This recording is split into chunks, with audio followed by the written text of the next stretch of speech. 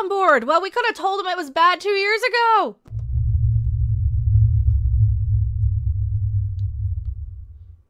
Hello, everyone. I am Mecha Random 42, the one, the only, the original of your favorite YouTube consumer advocate, Harpy. And if you guys do like my content, please, please, please like, subscribe, share, hit the bells and the whistles. YouTube says that 12% of my viewers have the notification clicked. I say that's because YouTube has been constantly updating the algorithm to screw with people, and it updates and it loses your previous settings. So my solution has been unsubbing and resubbing and rebelling to channels that I want to be notified for. And any channel you love and want to support and not see suppressed and see succeed in any of your communities, whether it be in entertainment, in politics, ball, and any of the things that you actually really enjoy and watch, definitely subscribing, commenting, sharing, the little swooshy button that says share next to it. That all really, really helps all of us. And we're all in this together. I mean, I view all of the channels in our community as colleagues. And what am I rambling about? I'm rambling. Since we're talking about YouTube, there is no denying the fact that they did change the algorithm once it got very, very known and circulated, that a lot of us were not happy with events and actors and attitudes around a certain Marvel movie. That, to be fair, if Marvel really was concerned with diversity or representation, they would have made it a Monica Rambeau story. You know where we're going with this one? Oh yes. And since they had changed how YouTube interacts with all of us to shelter anybody who actually wants to hear what's wrong with this movie from actually being able to see it, therefore breaking their own internal systems to where they don't even know how to use it. If you say, yes, you want to see this, then it's going to completely break apart and the universe will collapse in on itself. We might as well just blame Timmy on that one. Timmy! Which is the fact where even GQ magazine can't even deny. They can't even deny the fact that Captain Marvel wasn't that good of a movie. British GQ, the British version. You know, the smarter one. Are they supposed to be smarter? I think they're supposed to be smarter. Nope. With a bit of distance, we must face the fact that Brie Larson's introduction into the Marvel Cinematic Universe in Captain Marvel was a dud. Yes! We've been saying this for how many years? And how many of us have had so much backlash for pointing that out? Time will not be kind to it. We were saying that. We were saying that from the beginning. Way to jump on the bandwagon late. Now that you're not going to be called an istinophobe for not liking it. Right? Now that you're not going to be, because that was always the mentality. That was always the mindset that, oh, you just don't like women, or you're just anti-Brie. I don't care what she does. I think she's just a Hallmark movie of the week sort of actress. She does romantic comedies, and she's kind of funny in Basmati Blues. That's probably a better movie than this, just because it's so ridiculous. She literally rides in on a white horse to save India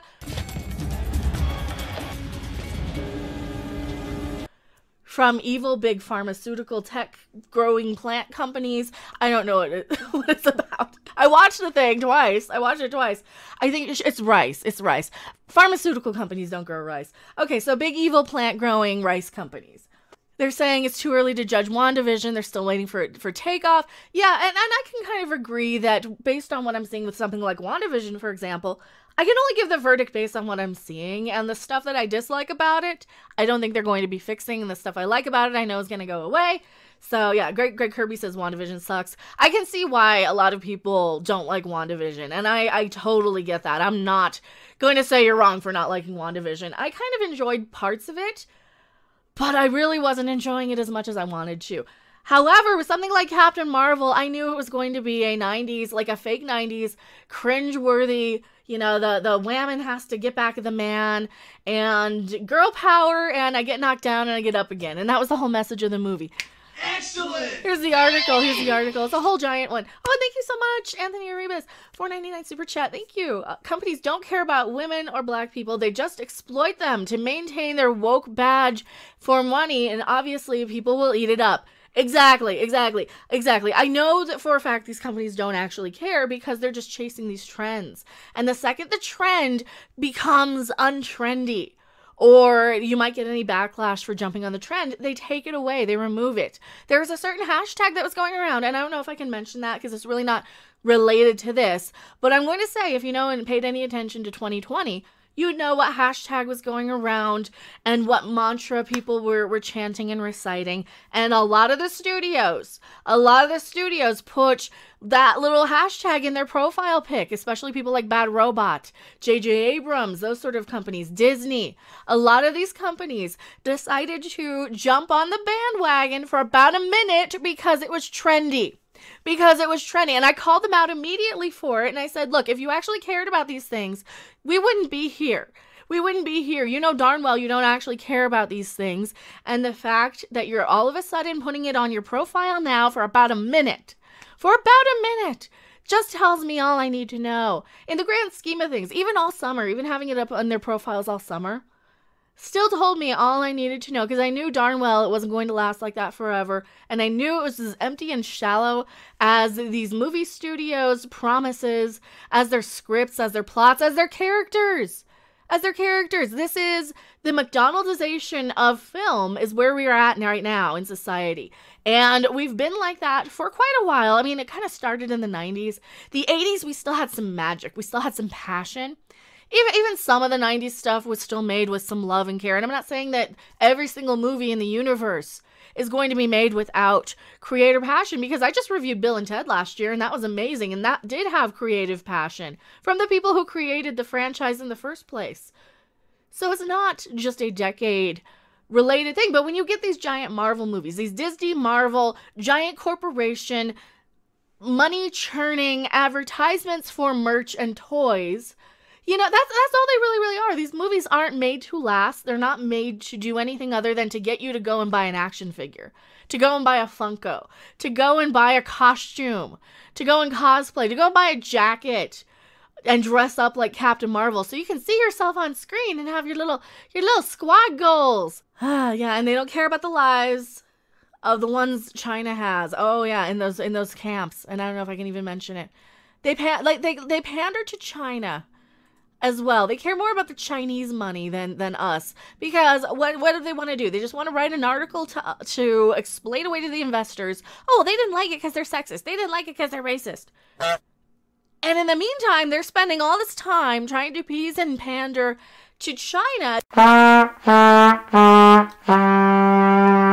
They even censor their movies over there for them. They remove gay kisses, like in the Rise of Skywalker. They remove, what else did they remove? Oh, offensive references, like in the Monster Hunter movie.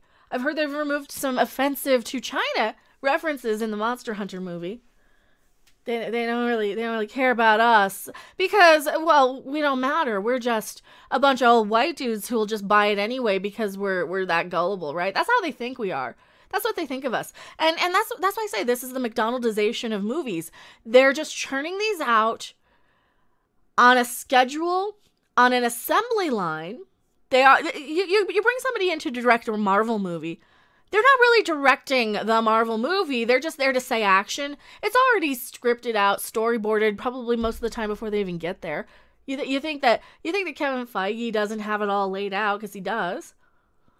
They do think we're all white dudes. They think we're all a bunch of old white dudes, and we'll just spend their money on it anyway because we're told to, because we're conditioned to. And that's what they've been doing with a lot of the younger generation. They condition them to like it. They hook them young, like on stuff like Disney.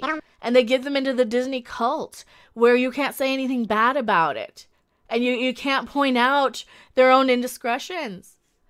The fact that they're finally admitting that Captain Marvel wasn't very good in hindsight, because that's what it was. It was just not a very good movie. It was very formulaic, generic, run-of-the-mill Marvel. You've got a little, supposed to be a funny moment here. You got a dramatic, heavy moment there. You've got a this and this, and she's overcoming this thing that really wasn't weighing her down in the first place.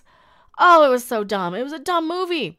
With a bit of distance, we must face the fact that Brie Larson's introduction into the Marvel Cinematic Universe was a dud. Time will not be kind to it. The plot was so convoluted and deeply uninteresting that very few people who have seen the movie could actually recite it to you. Something about shape-shifting aliens at war with each other, and the central character was so lifeless that she couldn't be saved, even by actress Larson's talent. All right, all right. Having seen Brie Larson in a movie that I gave a very, very positive review to, which was Boss Body Blues, I can tell you that she can be quite charming. Oh, no, really, she can be quite charming. She can be quite lovely. She could be very interesting and fun when she's directed well.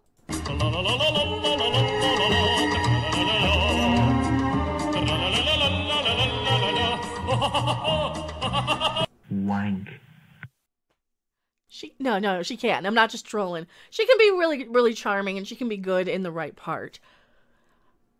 She's very good as a bratty teenager as well. I don't have negative energies. I have loving energies. She's okay as that kind of character. Not like it's like a likable character though, but she does it very, very well. And they're actually true here. Something about shape-shifting aliens. Oh, I forgot. There's a cute cat. So Orange Cat good. Goose the cat just saves the day. He's the one who, he gets the Tesseract, right? So Goose the cat has the Tesseract, and it's Goose and Samuel L. Jackson. Now, Samuel L. Jackson doesn't like Goose for some reason. And Goose doesn't like him. He scratches his eye out. But also, Samuel L. Jackson drives around Captain Marvel for the whole time. Of course, the whole movie is just Brie Larson being driven around by Samuel L. Jackson anyway. Coming this Christmas to the Hallmark Channel, Brie Larson had it all. Get out! Get out of my space! Except for one thing, true love. That is until she met him. Oh, I'm sorry. Did I break your concentration? The magical horn. Touch it. This Christmas, Pick it up. love has a new name. I don't like this. This isn't real, and I'm a business lady Bring it now. on. I'm gonna buy craft paper! Brie Larson and Samuel L. Jackson star in My wrist, stop watching. My neck is flossy. Make big deposits. My gloss is popping. Driving Miss Marvel. Only on Hallmark. Assuming she doesn't get overshadowed by a cat again. We got a store. Orange Cat good. Because Orange Cat good. Because Orange Cat good. And he overshadowed. CGI Orange Cat was better. And you can blame directing. You can blame, getting backlash online. You can blame whatever you want to blame on this. But Brie Larson can't act when she's given the right direction. It was particularly unfortunate because there were so many misogynist trolls who wanted it to fail. Really? I am misogynist.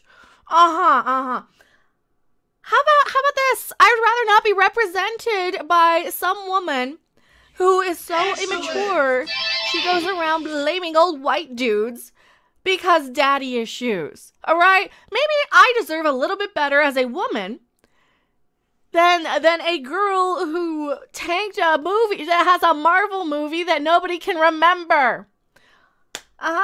Did you ever think of that? Maybe I deserve better. I'm trying not to go super political. I really, really am trying not to go super political on these, but I mean, they do like to try and inject it into everything. And they like to stereotype and assume, and this is another example of stereotyping.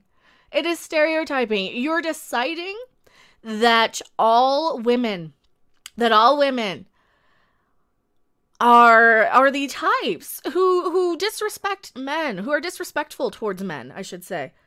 Because I'm old. I still remember being, saying disrespecting is not a word. So people being disrespectful towards men, being superior in their own minds just because, and daddy issues. That's what a lot of this boils down to. These women who think that all women are as pissed off at daddy as they are. Maybe some women are perfectly healthy. Maybe some women enjoy seeing strong male characters on screen because then they want to go and find a guy who's like that. Maybe they want to see some guy who has the balls to stand up for what he believes in. And maybe that's really where these women have so much hatred, and because they're jealous of that. They're jealous that women are more confident than they are, and they have to stereotype all of us as man-hating, temper tantrum throwing, have to prove ourselves by getting up every because a man told us to stay down. Oh, suck my asshole. Fuck off this article. Fuck off this article. We're not misogynists. You people are just anti-diversity of thought and should be ashamed of yourselves for being that way. Really, really. These people like to go around preaching, oh, diversity, diversity. They're the ones who had to make up. They had to make up a word to call people of other ethnicities. Multiracial whiteness. That's what they do. That's what they do. They're so mad and pissed off and ticked off, and they stereotype and generalize so much. They see everything through this racial lens. They see everybody as a race and a gender instead of as a person with their own individual thought. That's the first thing. So what do? They label anybody who doesn't agree with them as having multicultural whiteness now. This is the thing. When I'm just like listening to YouTube or surfing through Twitter in the morning, it's when I'm laying in bed, I'm half awake, I'm not really paying attention, I'm looking at something, I'm like, they're mad at Eric Clapton for something that he said before I was born. You know, and then I see something else and like, oh, they're mad at this person because he's of the affiliation that they assume are all people who look like me, right? Who are all pale in comparison. So they have to label people of other ethnicities as white now. That's how much I hate this shit. And it comes in to our entertainment, it comes into our movies, it comes into everything. And this goes back to what I was saying earlier in the very beginning of this video, how YouTube and Twitter and Rotten Tomatoes had to break their own system of how things ran. What? To protect this shit. Because people like me were saying Captain Marvel isn't a good movie and not a good role model. One of my first video that had 1,000 likes on it was me calling out Entertainment Weekly for Captain Marvel all of a sudden being this huge female role model. Oh, the future is female. No, it's not. You need men and women to perpetuate the species, whether you like it or not, in some sort of combination coming together to make more people. Because if you only have female, you're not going to have any more people. I just see people and I just play people. You know what? Maybe sign me up for at this point. Because if this is the type of people that we got to share the fucking space with, share the universe with, then you know what? I will just get right back on that spaceship and leave you guys. I'm serious this time. Don't make me go to my home planet. In spite of all this, we have high hopes for Nia DaCosta's directed sequel after Captain Marvel showed plenty of personality in Endgame. No, she didn't. I don't remember her in Endgame. She had all the women gathered together and she flirted with Spider-Man. I think. Did he flirt with her? I don't know. Is it kind of creepy that I kind of visualize Spider-Man and Captain Marvel hooking up in this sort of, like he's banging his babysitter sort of way? That's kind of how I see it, but is it sad that I can spend 26 minutes ranting about Captain Marvel and Disney and the corporate churn them out and don't really care? And that's the other thing. I kind of got sidetracked from that. The McDonaldization just means that they churn these out on an assembly line without any attention to anything other than, hey, market research says woke good, whamming good, men bad. Let's put that in the movie. And then you get this sort of crap. You get a lot of people paying attention all at once at the same time who break the narrative, that break the message. This is why a lot of these channels just popped up right around Captain Marvel, Star Wars. We're going to get into Star Wars too. Star Trek, all of the big... Star Trek's not that huge of a franchise, to be perfectly honest. I love it. I'm a passionate Star Trek fan from way... I call myself a viewer now because they've really done everything to remove me from the fandom. But yeah, I still love that one. But I can admit it's not as big as like the Marvel and the Star Wars stuff, but... Tell me what you guys think in the comment section below. I am not going anywhere, and neither are the live chat, but yeah, when you do see this clipped, I'll have this clipped and edited probably tomorrow. They can't even protect Captain Marvel anymore, but they're still trying to. Don't you go anywhere. Thanks for watching. If you liked it, make sure to hit that like button, and if you want to see more, don't forget to subscribe. See you in the next video. Bye!